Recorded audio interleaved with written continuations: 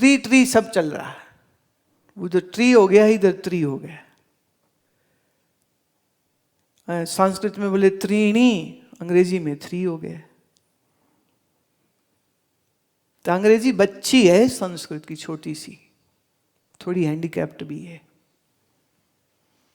त्रीणी, तीन की, तीन में संसार, जानने वाला, ज्ञान और वस्तु।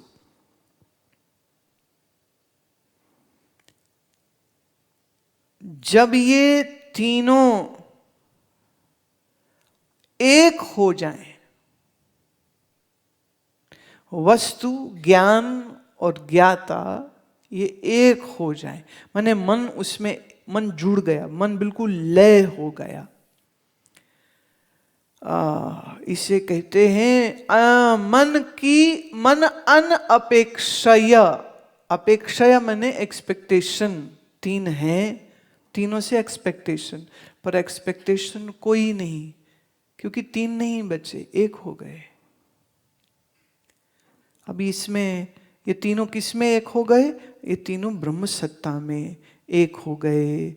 इसको कहते हैं ब्रह्मकार वृत्ति, ब्रह्म के आकार की वृत्ति, ब्रह्म का चिंतन करने वाली वृत्ति, जिसमें ज्ञाता, ज्ञान और ज्ञेय तीनों एक हो जावे। चित्त वृत्ति अवस्थानम, चित्त की वृत्तियां उसी ब्रह्म सत्ता में जाके टिक जाती।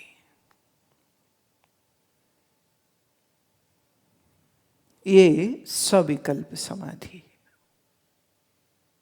ब्रह्म विषय है, ब्रह्म को मन के ज्ञान से जाना है, मन उसका जानने वाला है। तो मन, ज्ञान और ब्रह्म तीन न रह के एक हो जाए, माने मन उसमें लीन हो गया। कैसे लीन हो गया? बोले ऐसे समझो जैसे पानी का बुलबुला पानी में लीन हो गया, माने बुलबुले का वो आकार ही खत्म हो गया। योग की सविकल्प समाधि थोड़ी सी अलग है, ये वेदांत की समाधि अलग है। योग की जो समाधि है वो विचार अनुगत, वितर्क अनुगत, आनंद अनुगत, वो ऐसे चलता है क्रम। किसी एक विचार में इतना मन टिका, वो विचार ओम का हो, प्रणव का हो, वो विचार भ्रू मध्य पर ध्यान करते हुए तो एकदम टिक गया, रुक गया, सब मन में कोई और ख्याल नहीं आ रहा, मैं ही आत्मस्वरूप हूं, यही एक विचार में मन एकदम टिक गया। सविकल्प, आनंद अनुगत, वो जो आनंद की अनुभूति आई और आनंद में एकदम मन टिक गया।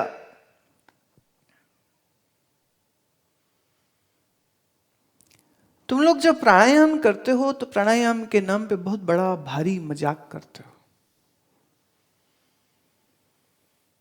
शायद कराने वाले भी मजाक करते हैं और करने वाले भी मजाक करते हैं, और वो मजाक चलता रहता है। नाड़ी शोधन करो, बैठ गए, ऐसे हाथ रखो, ऐसे करो, सांस ऐसे लो, ऐसे छोड़ो, ऐसे लो, ऐसे छोड़ो, चलो 15 चक्कर हो गए, 21 चक्कर, चल छोड़ दो। ये प्राणायाम नहीं। प्राणायाम वो है कि जिसको करते हुए में मन पूरा टिक गया और उसके बाद प्राणायाम सहजता से होने लग गया, मन एकदम स्थिर हो गया और फिर मन ठहर गया।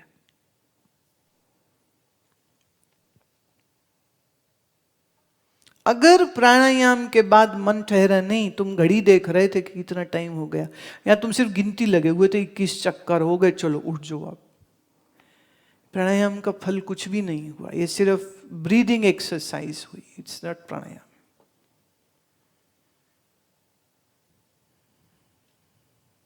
जैसे सीढ़ी चलती है हमारी इंस्ट्रक्शंस की भी, ये वाला चलो ध्यान करो, ये करो, ये करो, तो सीढ़ी चल रही, सब कर रहे हैं, सीढ़ी बंद हो गई, पट आंख खुल गई सबकी, अरे तुम्हारा मन टिका कब, रुका कब? तो जब टिका ही नहीं, जब रुका ही नहीं, तो फिर ध्यान कैसा हुआ? ध्यान तो हुआ ही नहीं। ध्यान के नाम पे खाली आंख बंद करी है, प्राणायाम के नाम पे खाली सांसें अंदर बाहर करी है। अब प्राणायाम करते हुए में मन अगर एक बार में नहीं टिका, तो फिर जब तक ना टिके तब तक साधक अभ्यास करे। होना तो ये चाहिए।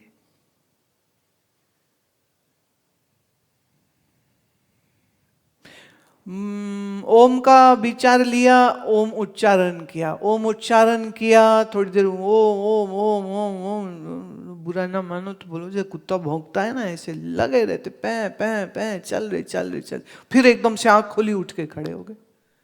क्या कर रहे थे जी? हम प्रणव का ध्यान कर रहे। ये ध्यान था? ये बकवास थी ये तो।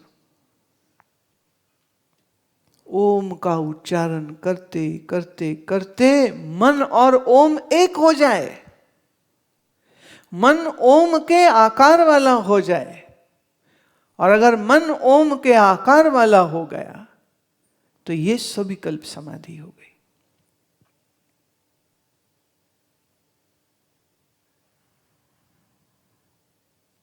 The mind should get absorbed in it and the mind should get dissolved in it. समझ रहे हो? ये ध्यान के नाम पे जो तुम सीढ़ी के साथ बैठते हो, वो तो सिर्फ इंस्ट्रक्शंस था, बेसिक था, इंट्रोडक्शन था। ऐसे बैठो, ऐसे करो, ये हमने कहा, आपने सुना, आपने किया, पर क्या मन उसका रूप हुआ? कि मन खाली, एकदम खाली हो गया और आया आनंद। फिर हम कहेंगे इसको आनंद अनुगत समाधि। कई लोग बोलते हम रोज ध्यान करते हैं, रोज ध्यान करते हैं, पर उनकी हालत देख के लगता नहीं कि ध्यान करते। ध्यान नाम आंख बंद करके बैठने का नहीं है, विचारों में खोए रहने का नहीं है। किसी एक विचार में टिक गया तो समाधि, किसी एक भाव में टिक गया तो समाधि, आनंद में डूब गया मन तो समाधि। तो ये जो योग की समाधि है, ये वेदांत में हम इसको थोड़ा इस प्रकार से लेते हैं कि हम ना ओम पे, ना श्वास पे, ना भ्रू मध्य पे ध्यान लगा रहे हैं। हमारा ध्यान का विषय ही ब्रह्म है।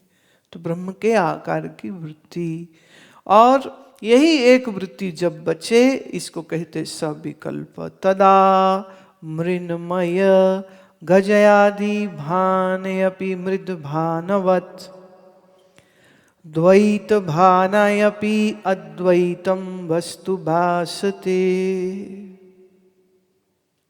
जैसे मिट्टी का कोई पदार्थ जब हमने देखा, हाथी बना हो, गज माने हाथी बना हो, गज आदि माने हाथी हो या कुछ और हो, जब हम उसका देखते हैं तो हम ये जान लेते हैं कि ये मिट्टी का बना हुआ है। ऐसे ही द्वैत भान अपि, ये जो द्वैत भान मने अगेन फीलिंग, प्रेजेंस, प्रतीति। द्वैत मतलब ये संसार है, ये मैं हूं, मैं संसार को देख रहा हूं, दो हो गए। ये मैं हूं, ये संसार है। मैं और संसार की ये जो प्रतीति है, ये सारी की सारी प्रतीति असत्य है और वास्तव में एक ही अद्वितीय, अद्वैत, अद्वितीय, अद्वितीय अर्थात non dual. There aren't any two. There is nothing called two. It's just only, we can't say one, because one के बाद तो नैसर्गिक रूप से टू आ ही जाएगा, इसलिए हम वन नहीं बोलते। परमात्मा एक ही, जो प्रचारक, जो कथावाचक ऐसा बोलना, परमात्मा तो एक ही है, अरे कख नहीं पता उस बंदे को, एक कहना बनता ही नहीं है। एक तो कहे जो कोई दूसरा हो, दूसरा कुछ है नहीं तो एक कैसे कहे? कितने संप्रदाय ऐसे चल रहे हैं जिनके टीवी में भाषण आते रहते, परमात्मा एक ही है, परमात्मा एक ही है, परमात्मा एक ही है, और दुनिया बड़ी खुश होती है, हाँ परमात्मा एक ही है। वेदांत एक नहीं कहता है, वेदांत कहता है अद्वितीय, अद्वैत, दूसरा है ही नहीं कोई। अद्वितीय ब्रह्म, द्वैतवान अपि अद्वैतम वस्तु भासते, कि वही एक अद्वैत ब्रह्म ही जगत होके भास रहा है। जगत तो कल्पित है, जगत तो मिथ्या है, तो मिथ्या की क्या बात करनी। अब जो अंधेरे में रस्सी सांप में रस्सी में जो सांप लगा था, तो उस सांप के ऊपर क्या बैठ के विचार करें कि वो काटने वाला था कि नहीं, वो जहरीला था कि नहीं, वो कौन सी जाति का था, वो नर था कि नारी थी, वो कौन था, कहाँ से आया था, कहाँ जाने वाला था, उसका प्रोग्राम क्या था, क्या ये विचार करेंगे हम? अरे भाई रोशनी हो गई, देख लिया रस्सी है, सांप तो है ही नहीं, बात खत्म, छुट्टी। आप ये नहीं कह सकते मुझे रस्सी भी दिख रही है और सांप भी दिख रहा है। जब रस्सी दिखती है तो सांप नहीं दिखता है, जब सांप दिखता है तो रस्सी नहीं दिखती।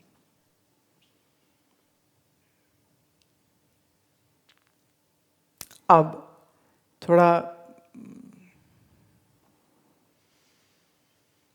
प्रतीति का ना होना ही अप्रतीति नहीं होती है, प्रतीति होती हो तो भी वो मिथ्या है।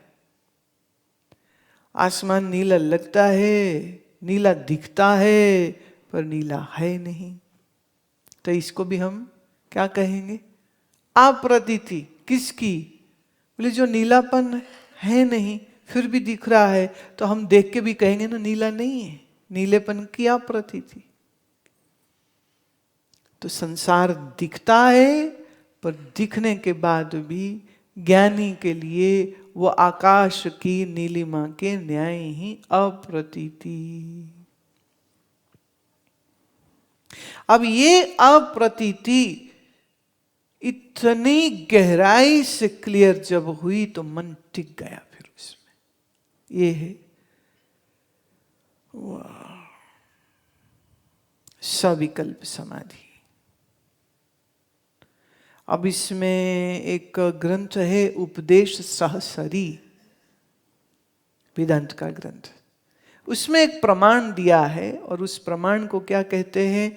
उदृश्य स्वरूपम गगनोपम परम सुकृति विभातम त्वजम एकम अक्षरम अल्पेकम सर्वगतम यद हृदयम तदेव चाहम सततम विमुक्तोत्तमः इति।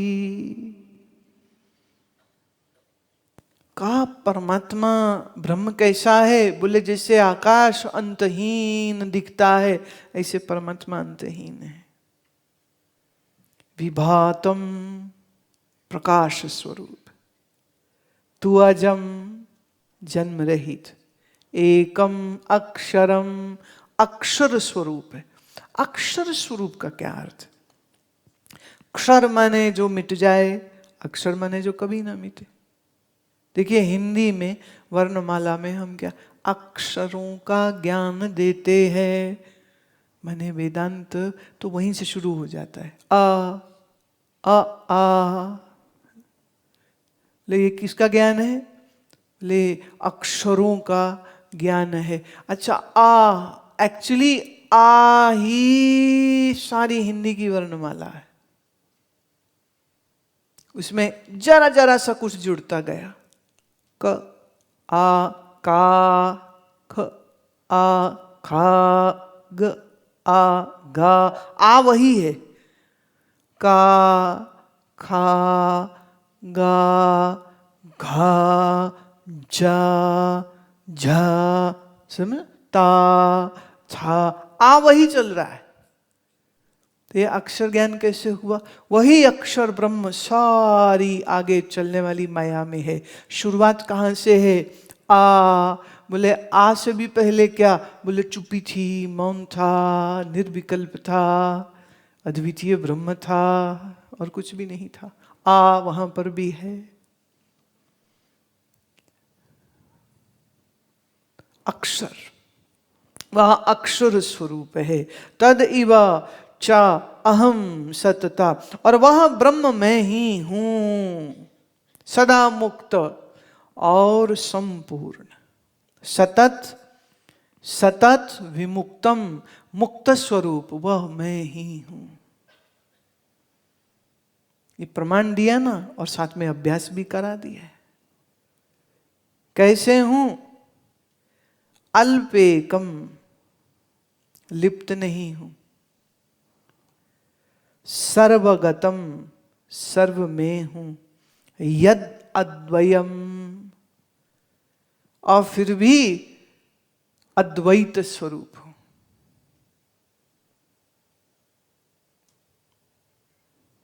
ये स्वरूप का वर्णन।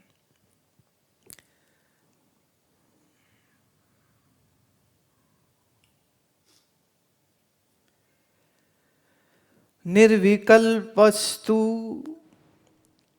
ज्ञातृज्ञानादि विकल्पलय अपेक्षया अद्वितीय वस्तुनि तद आकार आकारित्यायः चित्तवृत्ति, चित्तवृत्ति ही अतितरम एकी भावना अवस्थानम।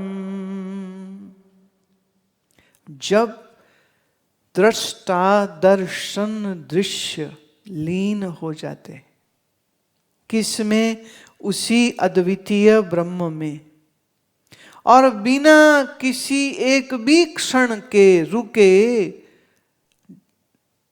जब यही स्थिति बनी रहे तो इसी को कहते ब्रह्माकार वृत्ति।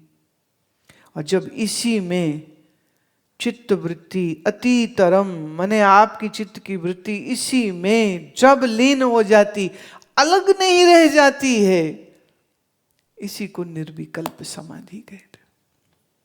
पहले अनात्माकार वृत्तियां ही वृत्तियां हैं सारा समय। शरीर संसार, शरीर संसार, शरीर के साथ जुड़ी मैं, मन के साथ जुड़ी मैं, देह इंद्रिय मन बुद्धि वाली मैं, और फिर इस मैं का दूसरों से व्यवहार। तुम्हारा मन हमेशा इसी से भरा रहता है। और यही व्यवहार करते करते जो बेवकूफ़ी है अज्ञान की वो आ जाती है। ये सब सच लगते हैं। अच्छा, मैं तो ब्रह्म स्वरूप हूँ, हाय मेरे लड़के का क्या होगा? मैं तो ब्रह्म स्वरूप आत्मा हूँ, साक्षी हूँ, काया का हुए विनाश है, तू तो साक्षी स्वयं प्रकाश है। हाय मेरा ब्लड प्रेशर बहुत घट गया है, हाय मैं क्या करूं? तो क्या बकवास बोल रहे थे पहले? वेदांत ज्ञान सिर्फ बोलने की और गाने की चीज है, महसूस तो शरीर ही करते हो। ये शरीर वाली मैं देखो कैसे धाव मार के आ जाती है। नहीं वो तो ठीक है, मैं ब्रह्म स्वरूप, पर मेरा होगा क्या? तेरा क्या होगा? तेरा कुछ भी नहीं होगा। फिर रोने लग गया, हाय हमारा कुछ भी नहीं होगा। आज तो गुरु जी ने भी कह दिया तेरा कुछ नहीं हो सकता।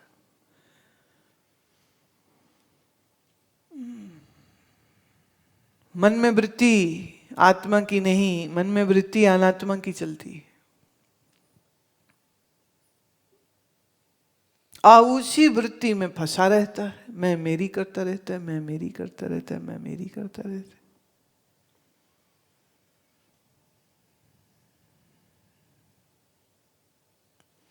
मैंने इतना ज्ञान सुनने के बाद इसी 3.5 हाथ के शरीर में फंस के रह जाता मैं।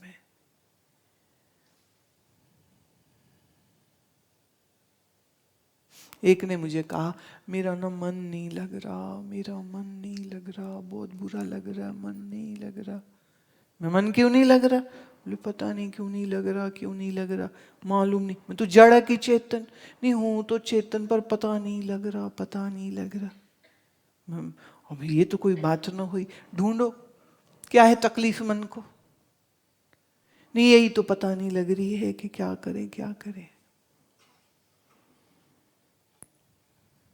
मन आत्मबोध में दिया ना उदाहरण कि जैसे बादल नेत्रों को ढक लेते हैं तो दिन का चमकता हुआ सूरज भी नहीं दिखता है और अंधकार हो जाता है। ऐसे ही ये जब अज्ञान का बादल मन पे छाता है तो फिर यही हालत होती है। क्या है हमारा, क्या होगा, हम कहाँ जाएंगे, बड़ी मुश्किल जिंदगी है। किसी चेले को मैंने डांट दिया उसकी बेवकूफ़ी पे, तो चेला बैठ के रो रहा था, बड़ी मुश्किल है गुरुजी, डांटते ही रहते सारा समय, गुरुजी समझते ही नहीं है हमको, हम कहाँ जाएं। पर कभी कभी मुझे लगता है जब आदमी ऐसा डायलॉग बाजी कर रहा हो ना, तो उसके सामने 2-4 ना लोगों को लाके बैठा दो, जैसे ही लोग आएंगे ना तो एकदम ऐसे ज्ञानी होके बैठ जाएगा फिर, और उसको सलाह भी देगा। फिक्र नहीं करनी चाहिए, भगवान है ना।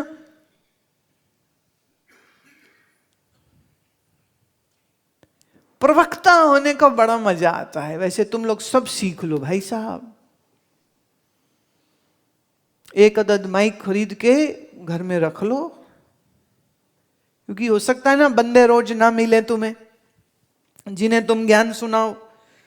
तो ऐसे में माइक रखा और गुरुजी बन के बैठ गए और ज्ञान सुनाना शुरू करो। किसको? अपने आप को।